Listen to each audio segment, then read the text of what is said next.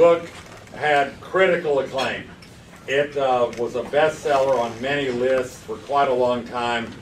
Got amazing reviews from critics in a lot of business circles. It is one of the most irreverent tales I have ever done at the First Friday Book Synopsis.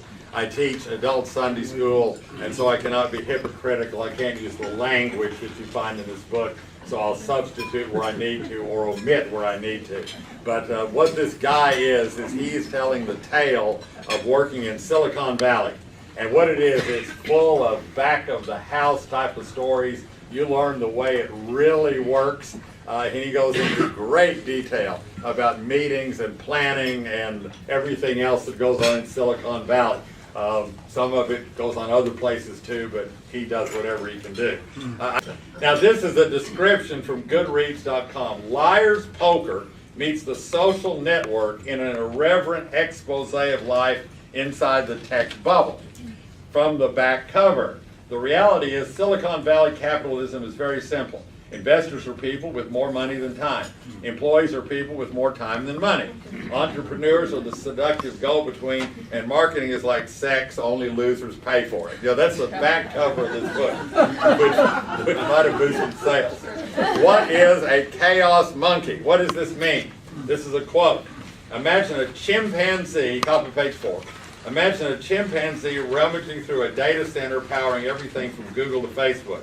Infrastructure engineers use a software version of this chaos monkey to test online services' robustness, their ability to survive random failure and correct mistakes before they actually occur. Tech entrepreneurs are society's chaos monkeys, disruptors testing and transforming every aspect of our lives, from transportation and lodging to television and dating.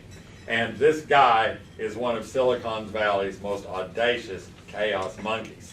So next on your outline, you have the organization of the book. How do you like this dedication? I bet you haven't seen this before. To all my enemies, I could not have done it without you.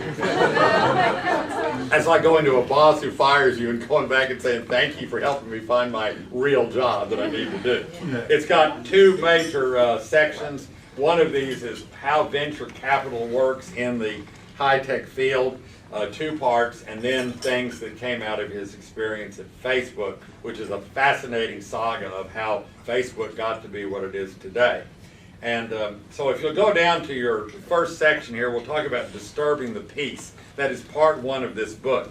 This quote, every time you go to Facebook or ESPN.com or wherever, you're unleashing a mad scramble of money, data, and pixels that involves undersea fiber optic cables, the world's best database technologies, and everything that is known about you by greedy strangers, every single time. So final quote, remember the only thing worse than being talked about is not being talked about. What do you reckon they'll say of Facebook, if anything, in 2116? Ponder that as you furiously click the unfriend button.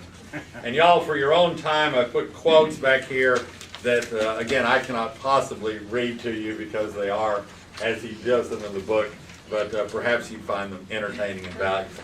I hope you enjoyed that synopsis of Chaos Monkeys.